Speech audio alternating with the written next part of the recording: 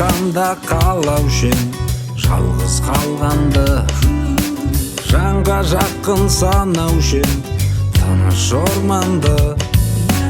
Актарамын сырымды аппак кайынга, медеу туттуп көңүлгө аппак арманды. Дара өскен кайынга узак карадым, өткен күндер жайында эске аламын. Сынагына өмүрдүн ол да түскенде, терең ойга тоңгуюп батып барамын.